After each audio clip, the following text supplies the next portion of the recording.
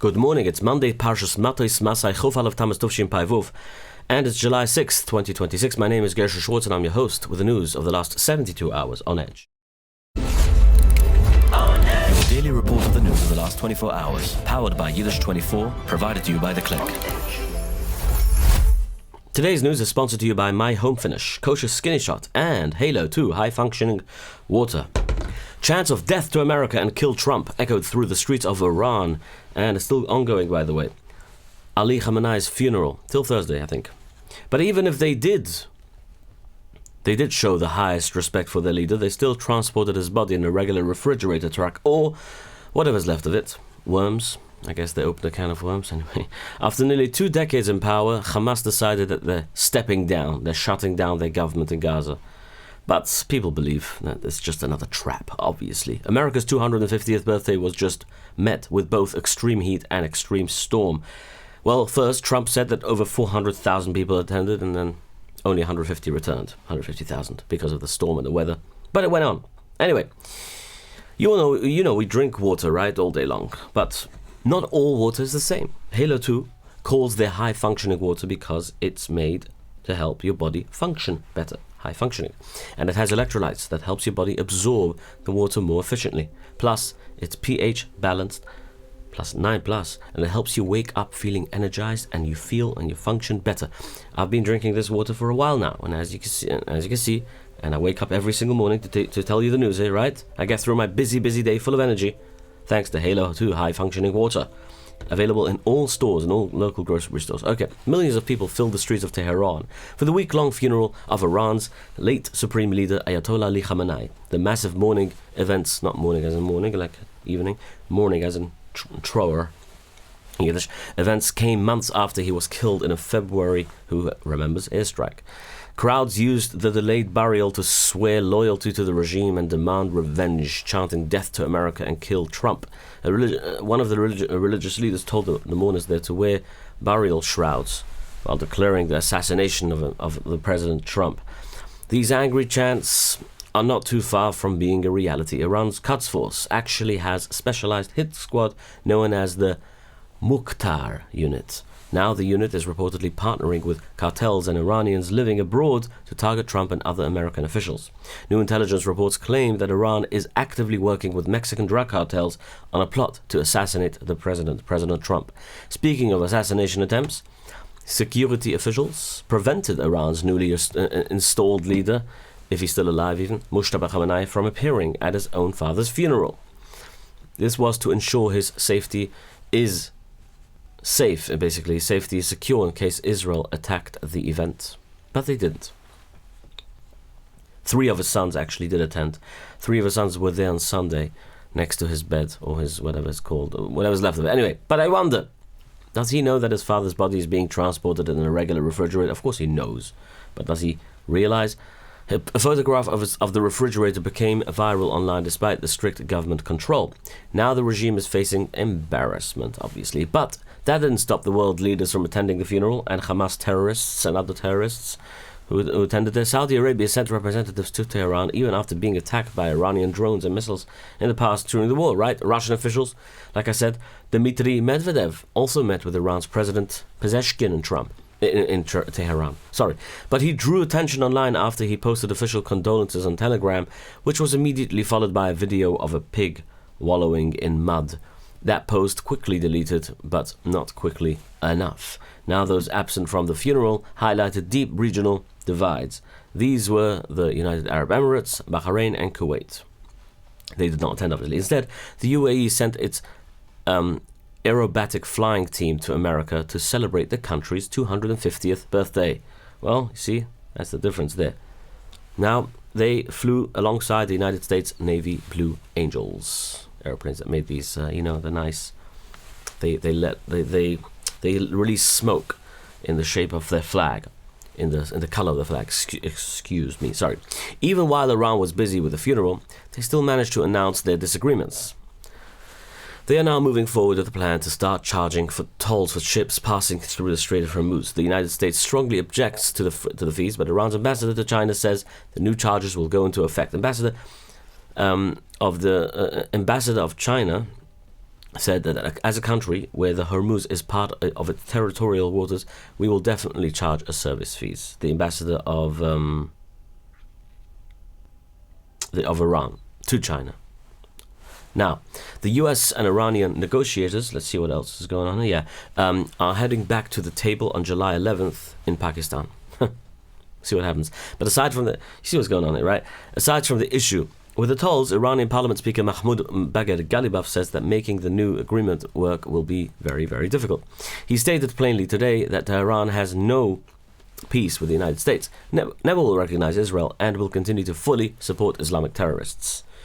Now, inside Tehran, Mujtaba Khamenei has reappointed Mohseni Ejei, whatever his name is, Mohseni Ejei, to run the country's strict court system. Human rights groups refer to Ejei as the judge of death due to his long record of ordering mass executions. In Istanbul, activists hung a massive banner on the Halak Bridge reading, "Hide your children, Trump is coming." They did this just ahead of Trump's arrival in Ankara, in Turkey, for July 7th NATO summit. The head of NATO is trying to ease tensions as Trump demands both loyalty and increased cost sharing from the alliance. Turkey is currently gaining a higher status inside NATO because of its weapons factories. Plus, it also enjoys its close relationship with Trump. Right now, Turkey and Syria want to quietly reroute a massive global trade path through their own countries. The project is called India Middle East Europe Economic Corridor. It's a planned trade network designed to connect India to Europe through the Middle East. If this proposal is accepted, it would shift billions of dollars in the future trade and building projects away from Israel. Surprisingly, Israel is set up to be the key land bridge for this project. So, interesting enough. Anyway, Houthi rebels, speaking of Israel and Turkey, by the way, the Israeli Prime Minister was interviewed on Fox News yesterday, where he was asked about this, and he said that, yeah, they are a threat. And if they're a threat, they're going to treat it like any other threat. Any other country that wants to annihilate them, they will be there to be defending themselves. And as well, they were asked about J.D. Vance commenting, saying that Israel has no other country to rely on, only in America, and America is its only ally. And if they lose America, they have nothing left. So that when asked that if he believes this, Netanyahu responded that he disagrees with J.D. Vance highly. He says he has very, very high, and he has relationships with certain countries who say, listen, outside in public I have to say that I hate you, but in secretly between you and me, don't worry, I'm with you. I need this from you. I need that from you. I need defense. I need weapons. I need medicine. This is what they all keep coming back to Israel for, he says, and we are the dominant power, he says. We have the money, we have the funds for technology of defense, and we have people invest in us a lot in our technology. Anyway, that's the point. But he also pointed out something interesting. He said that despite the fact that people think that J.D. Vance thinks that he has no other country to rely on, he says India is a really strong force. India is really strong and connected. They're integrated in Israel so strongly that it's hard to say that it's better than America's connection that they have. Anyway, the Houthi rebels launched their fiercest attack in years against Saudi Arabia, the backed troops, government troops, which are in Yemen over the weekend. The assault targeted military positions inside the Hayes district, south of Hodeidah, using suicide bombers and rocket fire. 16 government soldiers were killed and up to 23 were wounded, while at least 50 Houthi fighters died in the clashes.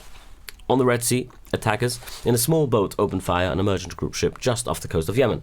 Armed security guards on board returned fire, forcing the attackers to retreat to a larger vessel nearby. The cargo ship and its crew are confirmed safe, though the shootout is raising questions over whether Houthi forces are restarting maritime attacks on the sea again, as they used to, remember? Not long ago.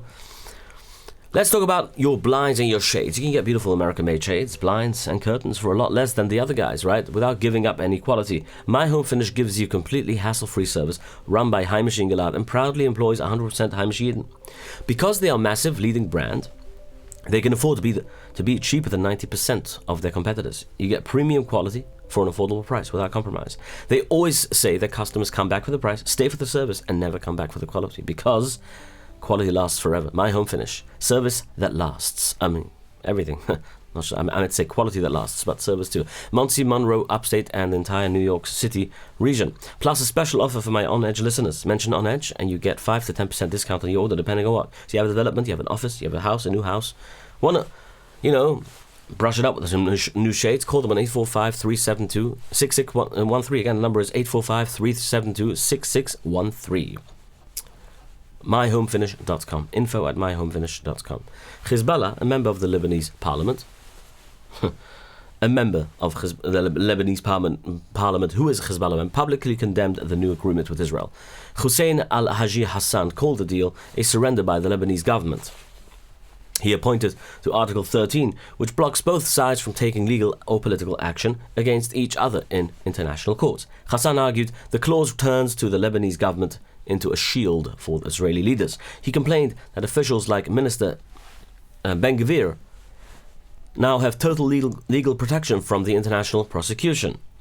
During a cabinet meeting on the Lebanon agreement, Prime Minister Benjamin Netanyahu said that Israel has earned the right to keep the southern security zone. He called the boundary a central part of the peace deal.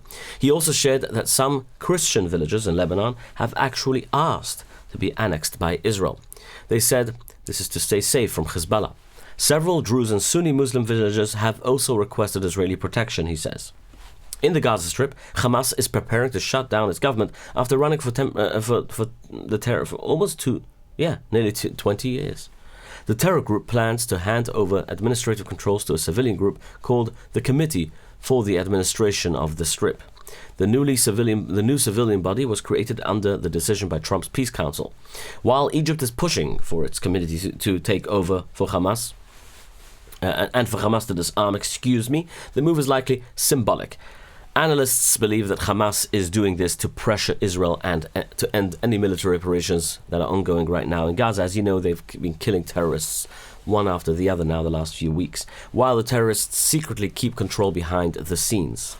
Kosher skinny shot is something that works behind the scenes, but you don't see it in action. It's only a needle that you get, and you start losing weight, or you start maintaining your weight. In other words, 845-456-8924 will tell you all about it. Call your doctor before you do so, 845-456-8924. Ask them advice, and they will guide you every step of the way to keep a balanced, healthy lifestyle.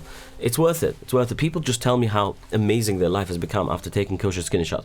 You can still enter the raffle by calling me on 845-671-1775. You press 5 and you leave your name and number, say your name, say Kosher Skinny Shot on Edge, and you enter the raffle to win one free month with Kosher Skinny Shot.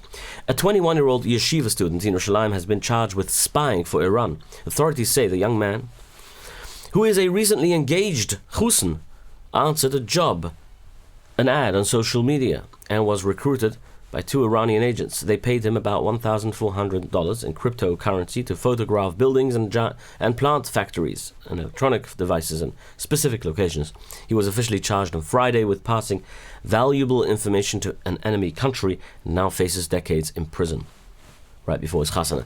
The Monsey community is mourning the patira of Chaim Jacobson, Zechrona Levrucha. He was nifta after an illness at the age of 46 only, a young man. Jacobson was a first assistant chief of the Monsey Fire Department of the Brewer Fire Engine Company, which is Brewer Fire Engine Company number 1. He served the community as a volunteer for nearly 30 years now. The Borough Park community is also mourning the patira of Reb Kalman Mendlevich, who owned and operated popular local simcha halls for decades. He was known throughout the neighborhood for his warmth, integrity, and dedication to helping families celebrate their simchas smoothly. A historic 700-page book, a cipher, of the Chabad Ma'amurim was recently redeemed and brought to the main library in Crown Heights, the Oitzas Furim. The book was written by the Lubavitcher Rebbes, the Marash, and his father, the Tzemach Tzedek, Zechronim Levruchas Chisam Yugan Alayni. It contains many teachings about that were completely unknown until today. Rav Moshe Orenstein Shlita, the Rosh Hashiva in Netanya, redeemed the cipher from an antique dealer. The dealer originally got the book, the cipher, from a communist professor who hosted Russian officials at his home in London. The text likely came through a high-ranking figure in the communist regime who had access to the treasures the government confiscated from Lubavitch. Several young Jewish men were targeted in a series of drive-by assaults in Montreal's Outremont neighborhood over the weekend. Starting around 10 o'clock Friday night, Shabbos, car drove by through the area, specifically targeting visibly Jewish pedestrians. The attackers spat on the victims, threw objects and assaulted them violently, stealing 3 stramlich. The local police are now working together with a community group, Chavayrim, and are officially investigating the string of robberies as a hate crime. Mispalalim outside a Chabad shul in Sydney, Australia, also faced a scare on Shabbos afternoon when 2 men pointed what appeared to be a real gun directly at the crowd. The incident happened just after davening in the Double Bay neighborhood. The weapon turned out to be a fake water gun, and police quickly arrested the 2 suspects, who were identified as French citizens. A judge in London handed down suspended sentences to 2 men who filmed themselves deliberately harassing Yidden in Stamford Hill neighborhood. The men filmed it for video on TikTok, showing themselves walking through the streets carrying fishing rods. They shouted as they were that they were catching Jews. 21-year-old Adam, whatever his name is, and another guy admitted to committing anti-Semitic hate crimes by making the internet phishing videos. This 6-week suspended sentence means nothing, basically. It means that neither man will serve jail time. Suspended. In the US, the severe holiday weather brought tragedy and major disruptions nationwide. The record heat of around 100 degrees Fahrenheit, or 38 Celsius, wasn't as hot as in Europe, was recorded in more than 20 states. This has led to 25 deaths, and the public events in Pennsylvania and New Jersey were cancelled entirely. In New Jersey, a severe thunderstorm with 70 mile-per-hour winds hit exactly at Shabbos candlelighting time on Friday night. It knocked down trees and utilities poles by Motzei Shabbos. They say nearly 121,000 utility customers reported that they lost power on Shabbos, leaving residents in Lakewood sitting in severe heat. I myself know 2 people. As of late Sunday morning, the electricity was still out. During the heavy Shabbos storms in Passaic, a tree crashed onto a Jewish home. Baruch Hashem, Chaz D'Shamayim, no injuries were reported. America marked its 250th birthday this weekend, with massive celebrations, obviously, and massive storms. Extreme heat and severe thunderstorms forced evacuations all across the country. In Washington, D.C., heavy storms cleared our National Mall right before the main Independence Day parade that Trump was attending to, but President Donald J. Trump refused to cancel the event. With fireworks and songs, he posted on Truth Social that if American soldiers could storm the beaches on D-Day, he could deliver his speech, even if it meant waiting until 2 in the morning. The Secret Service ended up reopening the security checkpoint late in the evening. At 11 o'clock p.m., Trump finally took the stage. During his 37-minute speech, before the storm started, 400,000 people attended.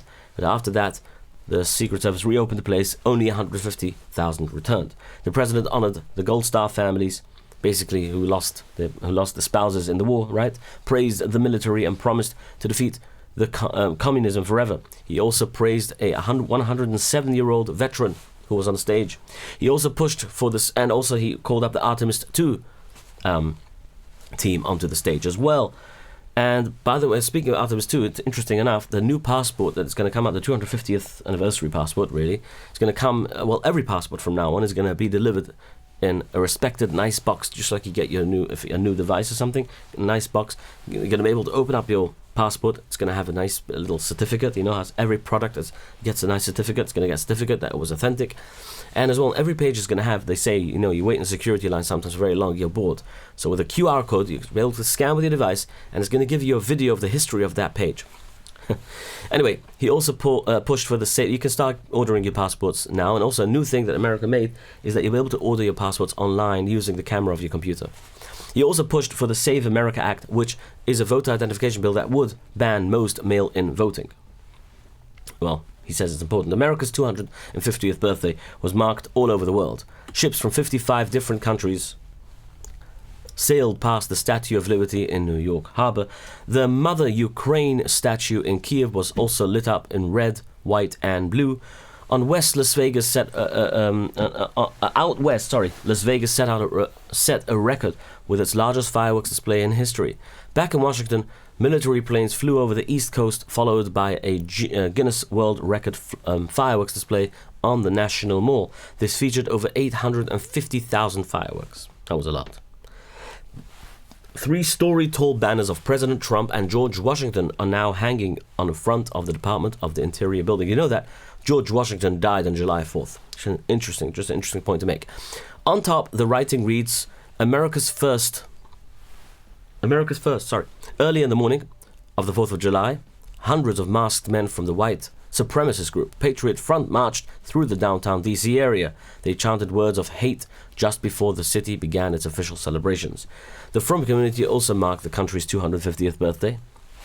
Over the weekend, local grocery stores and sold American flag cookies. Even Moshe David Niederman from Williamsburg sent a congratulatory greeting letter directly to President Trump to honor the milestone. Unfortunately, New York saw a different kind of 4th of July.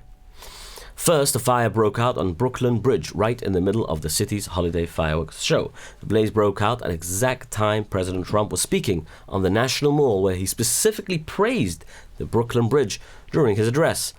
With the history, of how it was built. Firefighters were called in to extinguish the flames on the span. 8 people, including 4 children, were shot.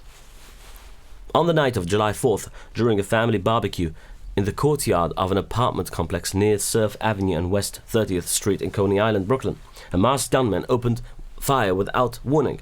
The shooting occurred approximately 10:30 p.m. Authorities recovered a firearm at the scene, but no arrests have been made, and detectives are still investigating whether the incident is connected to a recent gang violence in the area.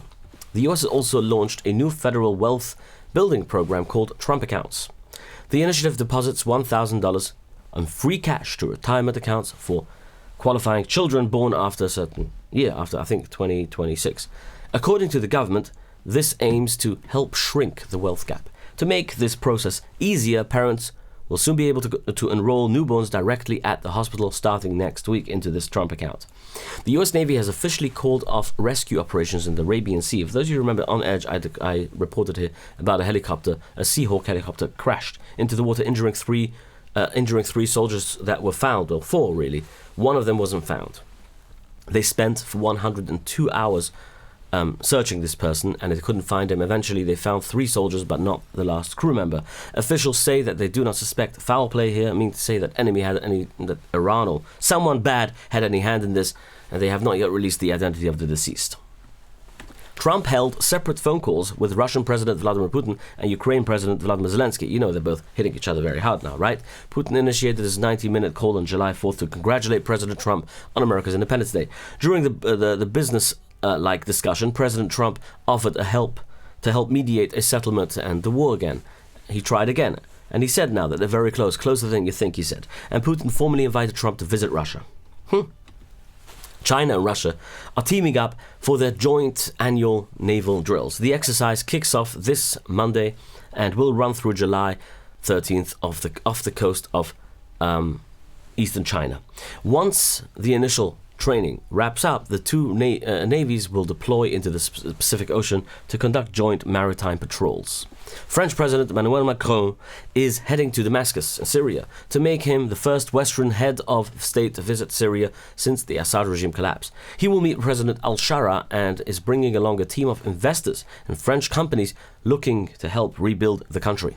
Today marks the official deadline for Venezuela's acting president Delcy Rodriguez to step down. She took power exactly 180 days ago after the United States took Nicolas Maduro by force into custody. The country's Supreme Tribunal of Justice ruled that Maduro's absence was only temporary, a status that carries a strict 180-day constitutional limit that has now expired. Separately, the death toll from the recent earthquakes in Venezuela has sadly risen to 3,342 people dead, with more than 16,740 people reported injured, with 70,345 without any homes, who are homeless. Massive wildfires are burning across southern Europe, because of the heat obviously, forcing thousands of people to leave their homes.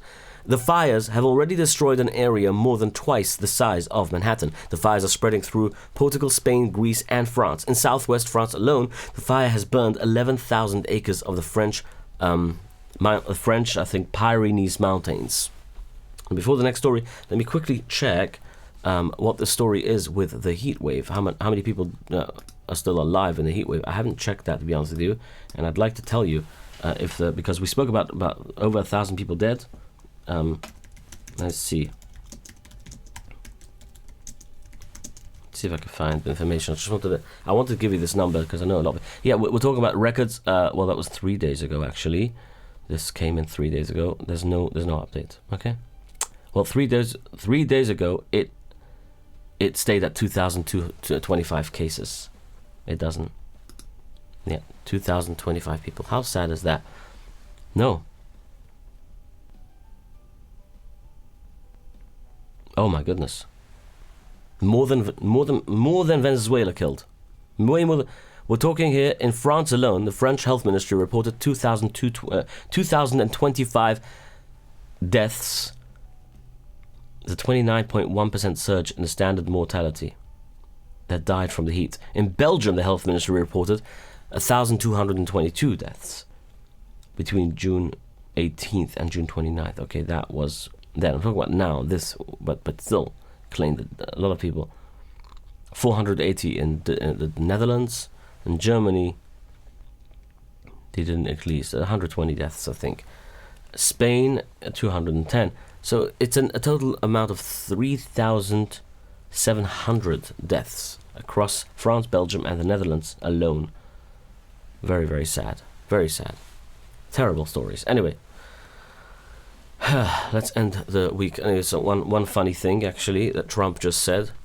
Trump said that he's a big crypto guy. He said he's a big crypto guy, and people... Oh, and what did he say? Oh, and Marco Rubio, during displaying the new passport of the US, he held the passport one of the people there. He asked, whose passport is this? Okay.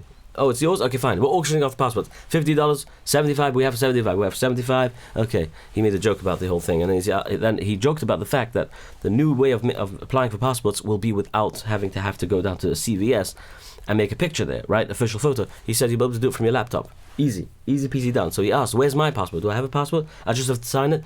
Will I have to go down to CVS, he asked? And then he was told, no, you just have to sign it. So anyway, the point is that he says we're trying to make it for Americans easier and better, and also the security measures are way more stricter now on the passport. So yeah. Shawarma Delight, one of our new sponsors. Well, he was a sponsor, by the way, for those of you who remember, last year during the summer. So now he's back again. Shawarma Delight, which is in the marketplace. You will find Shawarma Delight when you go to the marketplace in Spring Valley, Monsey. You know the marketplace Spring Valley in Monsey? Every Thursday they have mincha there, by the way. Mincha Marav. So he also serves the Yapchik children there. But besides that, he has the only real lamb shawarma you can find in Monsey, which is Shawarma Delight. All right, my friends, let's continue Wise Capital Group, obviously, for your loans and also all your services and loans. We have 718-831-2168, and we have as well Arrive Express. You know, you want to go to the country now, take a taxi with Arrive Express, 845-622-1111. Write down the number, 845-254-1111 if you're in Palm Tree, Monroe. And Protobyte for your software and website development services, 347-354-1237. Okay? Again, let's not forget our sponsors, Halo 2, high-functioning water available everywhere. And, of course, Kosher Skinny Shot and My Home Finish for your shades, blinds, and curtains. My friends, adios. Your daily report of the news of the last 24 hours, powered by Yiddish24, provided to you by The Click.